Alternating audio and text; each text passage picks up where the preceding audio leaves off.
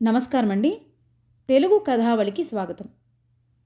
కథ చదువుతున్న నా పేరు ప్రజ్ఞ. ఒకే గూటి పక్షులు, సన్నిహిత్ గారి రచన. వర్కింగ్ డేస్లో నేను తొందరగా ఇంటికి రావడం అనేది కల్ల.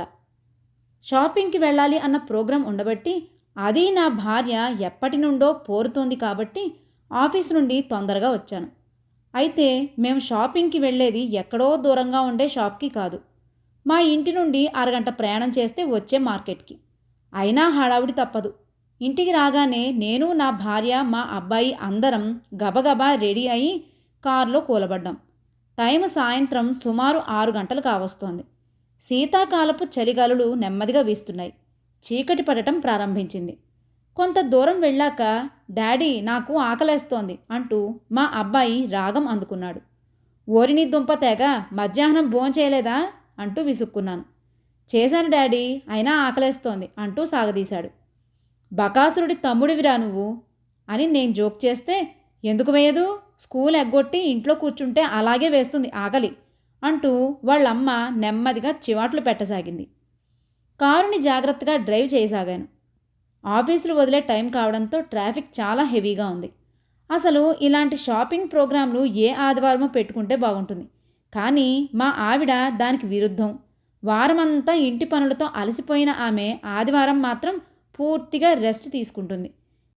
టీవీలో వచ్చే బ్లాక్ బస్టర్ సినిమాల్ని సంతృప్తిగా చూడవచ్చని ఆమె ఆశ. పైగా ఆ రోజు ఎలాగూ నేను ఇంట్లోనే ఉంటాను కాబట్టి ఇంటి పనులన్నీ చూసుకుంటాననే ధీమా. షాపింగ్ మాల్ దగ్గరికి చేరుకున్నాక ముందు మా వాడి ఆత్మారాముని శాంతింపచేద్దామని పూనుకున్నాం. కారుని మాల్ పక్కనే ఉన్న ఒక టిఫిన్ సెంటర్ ముందు పార్క్ చేసి లోపలికి దారితీశాం. టిఫిన్ సెంటర్ చాలా రష్గా ఉంది. ఆకలి కొన్న మా లాంటి వాళ్లతో కిటకిటలాడుతూ సోమాలియాలోని అన్నార్తులని గుర్తుకు తెస్తోంది. కూపన్లు తీసుకునే దగ్గర నుండి ఫుడ్ ఐటమ్స్ కలెక్ట్ చేసుకునే కౌంటర్ వరకు అన్నీ బెల్లం మొక్క చుట్టూ ముసిరిన ఈగల్లాంటి మనుషులతో కళకళలాడుతున్నాయి. ఎక్కడా కూర్చోడానికి సీటు కూడా లేదు. అందరూ సీట్ల కోసం టిఫిన్ ప్లేట్లు పట్టుకుని వెయిట్ చేస్తున్నారు. కొంచెం ఖాళీ కాగానే ఆ సీట్లో కూర్చుని తింటున్నారు. నేను మాకు కావాల్సిన ఫుడ్ ఐటమ్స్కి టోకెన్స్ తీసుకుని పద్మవ్యూహంలోకి ప్రవేశించిన అభిమన్యుడిలా టిఫిన్ తీసుకునే గుంపులో చొరబడ్డాను. కౌంటర్ లోపల ఉన్న అబ్బాయి ఒక్కొక్కరికి వారి వారి ఐటమ్స్ నెమ్మదిగా ఇస్తున్నాడు. ఇంతలో అతడు తెస్తున్న ఒక వడ జారి నేల మీద పడిపోయింది. దాన్నే తీసి మళ్ళీ ప్లేట్లో వేసి ఒక కస్టమర్కి ఇచ్చేశాడు. అది చూసిన నాకు కొంచెం అసహ్యం వేసింది. కానీ ఇలాంటివి వాళ్ళకి సర్వసాధారణం. కాసేపటికి నాకు టిఫిన్ ప్లేట్లు చేతికిచ్చాడు. అవి తీసుకుని ఆ గుంపులో నుండి బయటపడి మా వాళ్ళ దగ్గరికి వచ్చాను. పరిస్థితిలో ఎటువంటి మార్పు లేదు. సీట్ కోసం వాళ్ళు ఇంకా వెయిట్ చేస్తున్నారు. ఇంతలో మేము నిల్చున్న దగ్గరికి ఒక కుటుంబం వచ్చింది. చూడ్డానికి కొంచెం లోయర్ మిడిల్ క్లాస్ మనుషుల్లా ఉన్నారు. వాళ్ళ చేతుల్లో కూడా టిఫిన్ ప్లేట్లు ఉన్నాయి. మాలాగే సీట్ కోసం వెతుకుతున్నారు. ఆ కుటుంబం యజమాని తన వాళ్లను తొందరగా ఒక సీట్లో కూర్చోబెట్టి సంతోషపెడదామని తీవ్రంగా ప్రయత్నిస్తున్నాడు. ఇంతలో మాకు ఒక ఖాళీ టేబుల్ దొరికింది. వెంటనే సర్దుకుని కూర్చున్నాం. ఆ కుటుంబ యజమాని మా వైపు నిరాశగా చూశాడు. అదేమీ పట్టించుకోకుండా ఆకలిగొన్న పులుల్లా మేము టిఫిన్ల మీద పడ్డాం. ఒక నిమిషం తర్వాత మా పక్కనే ఏదో మూట పడినట్లు దబ్బుమన సౌండ్ వినిపించింది. అదిరిపడి చూశాం. పేద కుటుంబ సభ్యులలోని అమ్మాయి కిందపడి నిస్సహాయంగా కొట్టుకుంటోంది. అయ్యయ్యో అంటూ చుట్టూ జనం మూగారు. అమ్మాయికి కళ్ళు తిరిగినట్లున్నాయి, కొంచెం సీటు ఇవ్వండి ఎవరైనా అని గుంపులో నుండి ఎవరో అన్నారు. మేమందరము టిఫిన్ ప్లేట్లు చేత్తో పట్టుకుని సీట్లో నుంచి లేచిపోయాం. పేద కుటుంబ యజమాని ఆ అమ్మాయిని లేపి మా సీట్లో కూర్చోబెట్టాడు. చుట్టూ జనం రకరకాల సలహాలు ఇస్తూ తమ మానవత్వాన్ని ప్రదర్శిస్తున్నారు. ఇంకెవరో కొంచెం మంచినీళ్ళు తాగించారు. కాసేపటికి ఆమె సర్దుకుని నార్మల్ అయ్యింది. మేం కొంచెం దూరంగా వెళ్ళి నిలబడే తినడం ప్రారంభించాం. తింటూ తింటూ ఆమె వైపు చూసి ఉలిక్కిపడ్డాను. ఎందుకంటే కాసేపటి క్రితం కళ్ళు తిరిగి పడిపోయి అసహాయ స్థితిలో ఉన్న ఆమె ఇప్పుడు ఏమీ జరగనట్లు నవ్వుతూ తన వాళ్లతో మాట్లాడుతోంది. ఇంతకుముందు కింద పడి గిలగిలా కొట్టుకున్న దాఖలాలేమీ లేవు. కన్ను కొట్టి, చూసావా సీటు ఎలా సంపాదించానో అంటూ తన వాళ్ళకి చెప్పి గర్వపడుతోంది. ఒళ్ళు మండిపోయింది నాకు. ఆమె మీద అసహ్యం వేసింది. టిఫిన్ తినడం ముగించి షాపింగ్ మాల్లోకి వెళ్ళాం. గంటసేపు తిరిగి తిరిగి కావలసినవన్నీ కొనుక్కుని బయట కారు దగ్గరికి వచ్చి షాక్ అయ్యాం. మా కారు ఫ్రంట్ వీల్ టైర్కి తాళం వేసి ఉంది. తీయడానికి కుదరదు. చుట్టూ చూశాను. కొంచెం దూరంలో ట్రాఫిక్ కానిస్టేబుల్ కనిపించాడు. అతని దగ్గరకు వెళ్ళి ఎందుకు లాక్ చేశారు అని కోపంగా అడిగాను. మీ కారు నో పార్కింగ్ ప్లేస్లో ఉంది, బోర్డు కనబడడం లేదా? విసురుగా చెప్పాడు. జాగ్రత్తగా చూశాక నో పార్కింగ్ బోర్డు కనబడింది. ఇక్కడ చాలా కార్లు ఉన్నాయి కదా, నా కారుకే ఎందుకు లాక్ వేస్తారు? అన్ని కార్లకు వేయొచ్చు కదా? లాజికల్గా అడిగాను. కొంచెం తద్దరపడ్డాడు ఆ కానిస్టేబుల్. నా దగ్గర ఒకటే లాక్ ఉంది సార్, అందుకే మీ కారుకు వేశాను, ఫైన్ కట్టండి అంటూ బిల్ బుక్ తీశాడు. నాకు అర్థమైంది. ఒక 100 రూపాయల నోటు అతని చేతిలో పెట్టాను. వెంటనే నా కారుకి ఉన్న లాక్ తీసేసి ఇంకో కారుకి వేశాడు. ఆ తర్వాత కారులో ఇంటికొస్తుండగా జరిగిన సంఘటనలన్నీ కళ్ళ ముందు కదిలాయి. కింద పడిన వడని ప్లేట్లో వేసి కస్టమర్కి నీట్గా సర్వ్ చేసిన హోటల్ అబ్బాయి, మూర్ఛ వచ్చినట్లు నటించి కూర్చోడానికి సీటు సంపాదించిన పేద అమ్మాయి, కార్లకు తాళాలు వేసి డబ్బులు దండుకుంటున్న ట్రాఫిక్ కానిస్టేబుల్, వీళ్ళందరినీ చూసి అసహ్యం వేసింది నాకు. ఎదుటి వాళ్ళ అవసరం మీద ఆడుకుంటూ మోసం చేస్తూ ఎలా బతుకుతారు వీళ్ళు, చిచి అనిపించింది. ఆఫీస్లో సీరియస్గా పని చేసుకుంటున్నాను.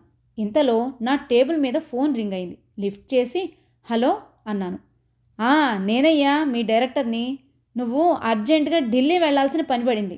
మనం ఈ మధ్యనే హెడ్ క్వార్టర్స్కి పంపించిన ప్రాజెక్ట్ ప్రపోజల్లో హెడ్ ఆఫీస్ వాళ్ళకి ఏవో డౌట్స్ ఉన్నాయట, నాకు వెళ్ళడానికి కుదరదు, నువ్వు వెళ్ళి అవన్నీ క్లారిఫై చేసి రావాలి అని ఆర్డర్ వేశాడు. అలాగే సార్ అని చెప్పి ఫోన్ పెట్టేశాను. హైదరాబాద్లోని ఒక ప్రైవేట్ రంగ సంస్థలో కొంచెం పెద్ద పొజిషన్లోనే ఉన్నాను. చాలా బాధ్యతాయుతమైన ఉద్యోగం. అందుకే బాస్ అడగగానే ఢిల్లీ వెళ్ళడానికి ఒప్పుకున్నాను. వెంటనే ట్రావెల్ ఏజెంట్కి ఫోన్ చేసి మరుసటి రోజు ఢిల్లీకి ఫ్లైట్లో వెళ్ళి రావడానికి బిజినెస్ క్లాస్లో టికెట్స్ బుక్ చేయమని చెప్పాను. ఎందుకంటే నా ఎలిజిబిలిటీ ప్రకారం బిజినెస్ క్లాస్లో ప్రయాణం చేయొచ్చు. ఆ తర్వాత ఆఫీస్ పని చేయడంలో మునిగిపోయాను. ఇంటికి వచ్చాక నా భార్యతో ఢిల్లీ ప్రయాణం గురించి చెప్పాను. అరే ఢిల్లీ వెళ్తున్నారా? అయితే కరోల్బాగ్ మార్కెట్లో మాకు కావలసిన షాపింగ్ అంతా చేయండి అని ఆర్డర్ వేసింది. అలాగే మేడం అని గట్టిగా నవ్వేశాను. ఇంతలో మా ట్రావెల్ ఏజెంట్ ఫోన్ చేశాడు. సార్ బిజినెస్ క్లాస్లో మీకు టికెట్స్ బుక్ చేశాను, రేపొద్దున వాటిని క్యాన్సిల్ చేసి ఎకానమీ క్లాస్కి బుక్ చేస్తాను అని చెప్పాడు. నాకు అర్థమైంది అతను చెప్పేది. సరే అలాగే, కానీ నా సెల్కి టికెట్ డీటెయిల్స్ SMS చేయి అని చెప్పి కట్ చేశాను. మరుసటి రోజు ఎయిర్పోర్ట్కి ఆటోలో వెళ్ళి ఎకానమీ క్లాస్లో ట్రావెల్ చేసి ఢిల్లీ చేరుకున్నాను.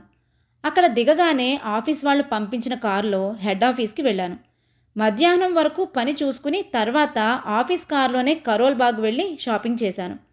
తర్వాత సాయంత్రానికల్లా ఎయిర్పోర్ట్కి వచ్చి మళ్ళీ ఎకానమీ క్లాస్లోనే ట్రావెల్ చేసి హైదరాబాద్ చేరుకున్నాను.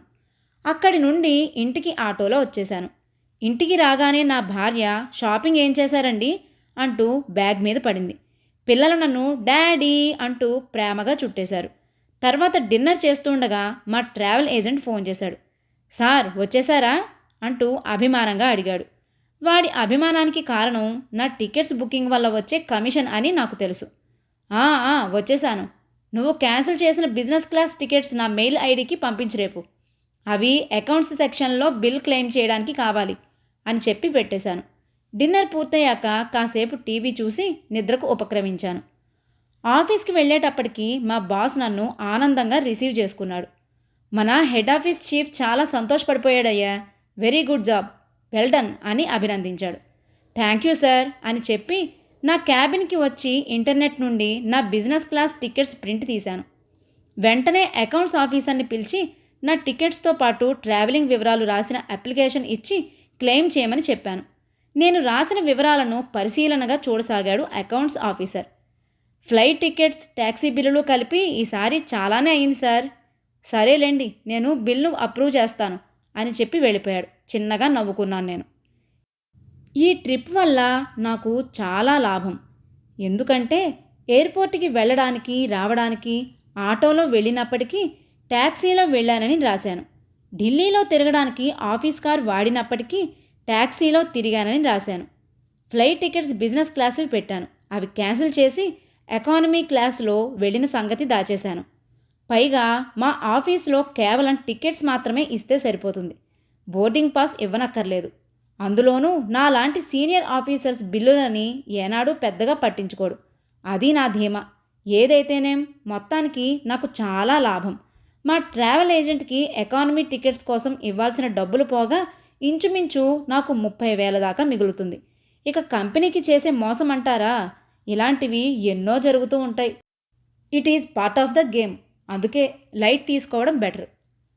యథావిధిగా నా జీవితం సాగిపోతూ ఉంది.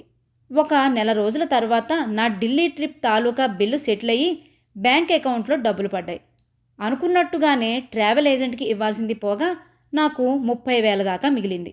ఇంటికి వెళ్ళాక నా భార్యతో గర్వంగా, ఈసారి ఢిల్లీ ట్రిప్ వల్ల మనకు 30,000 లాభమోయ్ అని చెప్పాను. ఓ అలాగా, ఇంకేం, ఆ డబ్బుతో షాపింగ్ చేద్దాం అని సంతోషపడిపోయింది. తర్వాత కొన్ని రోజులకి మేం అందరం మళ్ళీ ఒక సాయంత్రం షాపింగ్కి వెళ్ళాం. అక్కడికి చేరగానే మా పిల్లలు డాడీ ఆకలి అంటూ గోల చేశారు. కారుని ధైర్యంగా నో పార్కింగ్ జోన్లో పార్క్ చేసి టిఫిన్ సెంటర్కి వెళ్ళాం. అయితే ఈసారి ఎటువంటి వింత క్యారెక్టర్స్ అక్కడ తగలలేదు. టిఫిన్ తిన్నాక షాపింగ్ పూర్తి చేసుకుని కారు దగ్గరికి వచ్చేటప్పటికి ఊహించినట్టుగానే ఫ్రంట్ వీల్కి ట్రాఫిక్ కానిస్టేబుల్ లాక్ వేశాడు. అయినా నేను కంగారు పడలేదు. ఎందుకంటే ఒక 100 కొడితే వాడే తాళం తీస్తాడు. నన్ను చూడగానే పరిగెత్తుకుంటూ వచ్చాడు traffic constable. Sir, car no parking జోన్లో పెట్టారు, ఫైన్ కట్టండి అంటూ బిల్ బుక్ తీశాడు. నాకు తెలుసులేవయ్యా, ఎందుకు హడావిడి చేస్తావు, ఇదిగో ఈ 100 రూపాయలు తీసుకో అంటూ అతని చేతిలో పెట్టి, అయినా నీ పనే బాగుందయ్యా, ప్రతిరోజు బోలెడంత కలెక్షన్ అని నవ్వేశాను. అతను కొంచెం దెబ్బతిన్నట్టు నన్ను తేరిపార చూశాడు. బహుశా నేను ఆఫీస్ పక్షినని అర్థమైనట్లుంది. అందుకే, మీలాంటి వాళ్లతో పోలిస్తే మాదెంత సార్, మా కలెక్షన్ అంతా వందల్లో, మీది వేలల్లోనూ లక్షల్లోనూ, ఇంకా చెప్పాలంటే బడా నాయకులకి కోట్లల్లోనూ ఉంటుంది కదా. మేము చిన్నవాళ్ళం సార్, మేం కూడా బతకాలి కదా సార్. ఈ మాత్రం సైడ్ ఇన్కమ్ కూడా లేకపోతే ఎండల్లో వానల్లో పడి ఈ జాబ్ ఎవడు చేస్తాడు అంటూ నాకు తత్వం బోధించాడు. తర్వాత కారుకు వేసిన తాళం తీసి మమ్మల్ని వదిలి వేరే కారు దగ్గరికి వెళ్ళిపోయాడు. నాలో ఏదో చిన్న కదలిక. ఇంటివైపు కారు డ్రైవ్ చేస్తూ ఆలోచనల్లో పడ్డాను. క్రితంసారి వచ్చినప్పుడు తమ అవసరం కోసం ఎదుటివాడిని మోసం చేసే వ్యక్తులను చూసి అసహ్యించుకున్నాను. కానీ నేను కూడా ఆ గూటి పక్షినేనని ట్రాఫిక్ కానిస్టేబుల్ నాకు గుర్తు చేశాడు. ఈ సమాజానికి కనబడకుండా స్వేచ్ఛగా విహరిస్తున్న నాలోని మరో వ్యక్తిని నాకు పరిచయం చేశాడు. అందుకే ఈసారి నా మీద నాకే అసహ్యం వేస్తోంది.